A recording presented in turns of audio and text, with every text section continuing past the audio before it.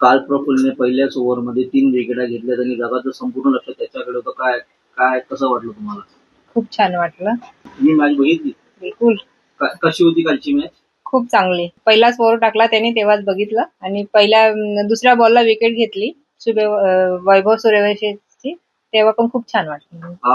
प्रफुल्लनी असं इतका संघर्ष केला, इथपर्यंत पोहोचला, कसा काय उतार चढाव बघितले त्यांनी? आता जीवनामध्ये उतार चढाव तर असतेच, कधी कधी खेळायचं, कधी नाही खेळायचं. काय समोर कसं पाहतं त्याला इंडिया टीम मध्ये?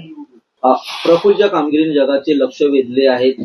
आपल्या बॉलिंगची धमक दाखवून दिली आहे. काय सांगाल तू? त्यांनी जे मेहनत केली आहे 10-11 वर्षामध्ये, त्याच्या जोरावर काय म्हणते बा, त्यांनी जे दणकट कामगिरी केली आहे, बळकट कामगिरी काल केली आहे एक IPL मॅच मध्ये, तर ते त्यांनी एक म्हणजे एक विक्रम केलेला आहे IPLच्या 18 वर्षाच्या इतिहासामध्ये, की पहिल्या ओव्हरमध्ये डेब्यू मॅच मध्ये 3 विकेट घेतलेले आहे. तर त्यांनी जे आपली काही प्लॅनिंग केली, एज्युकेशन केलं आणि त्यांनी जे मेहनत केली आतापर्यंत, आणि प्रत्येक बॅट्समनला काय म्हणते बा त्यांनी आपल्या स्किलनी आउट केलं, त्याच्याबद्दल त्याचं कौतुक करावं इतकं कमीच आहे आणि सर्वांनी कौतुक केलेलंच आहे. आणि खूप छान वाटलं काल जेव्हा टीव्हीवर मॅच बघत होतो आणि एक लाईव्ह मॅच काय म्हणते बा आपल्या मुलाला टीव्हीवर बघून सगळ्यांनी खूप आनंदित होतो. असं नसतंय बा, प्रत्येक दिवस हा क्रिकेटरच्या लाईफमध्ये प्रत्येक मॅच हे नवीन मॅच असते.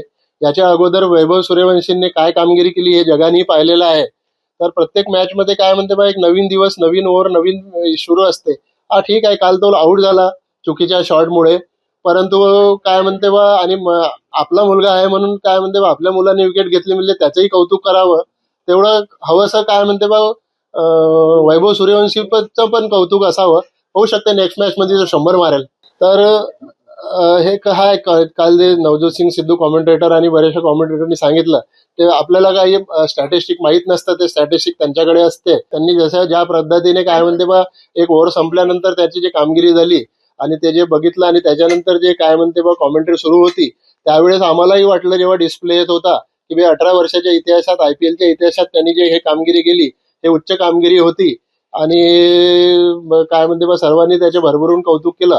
अशीच कामगिरी तो आपल्या फ्रँचायझी SRH सनरायझरसाठी ज्यांनी त्याच्यावर विश्वास ठेवला आणि त्याला ऑप्शनमध्ये पिक केलं, तर अशीच कामगिरी तो आपल्या टीमसाठी करत राहो ही शुभेच्छा. प्रफुल्ल लहानपणापासूनच तसं आहे, हार्डवर्किंग होतं, यात काही वाद नाही आहे. पण कालांतराने मधात जेव्हा क्रिकेट खेळायला लागला तेव्हा काय म्हणते बा, एक 2-3 वर्षाच्या पूर्वी त्याच्या लाईफमध्ये थोडंसं एक इश्यू आला होता इंजुरीचा. तर त्यांनी ते वर्षभर सफर केलं. एक रणजी ट्रॉफीचे 4 मॅचेस खेळल्यानंतर त्याला जे इंजुरी आली, त्याच्यानंतर तो इंजुरी नाही खेळला. त्याच्या अगोदर पण त्यांनी त्याचा चान्स होता कोरोना पिरियडमध्ये, अंडर-19 खेळत असताना हायेस्ट विकेट घेतल्या होत्या त्यांनी, तेव्हा एशिया कप होतं, पण कोरोनामुळे ते पण त्याला खेळता आलं नाही.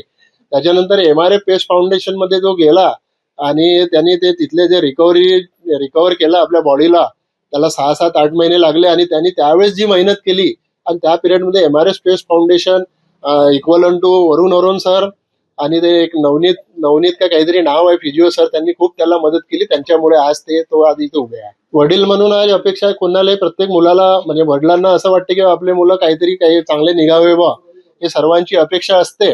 तर त्याच्यामुळे काय म्हणते बा, तो अपेक्षाच्या पात्र धनी ठरलेला आहे. त्या प्रकारे तो लहान आहे आणि माझी मोठी मुलगी पण एक चार्टर्ड अकाउंटंट आहे. तिने पण आपल्या कॅरियर क्षेत्रामध्ये एक चार्टर्ड अकाउंटंट निवडलं होतं, तिने पण तिचं स्वप्न पूर्ण केलं. तर दोघंही मुलं चांगले निघाले याचा अभिमान प्रत्येक पॅरेंट्सला असायला पाहिजे. भविष्यात प्रफुल्लला मला निळ्या जर्सीमध्ये टीम इंडियाच्या टीममध्ये खेळताना बघायचं आहे आणि त्याचंही ते स्वप्न आहे.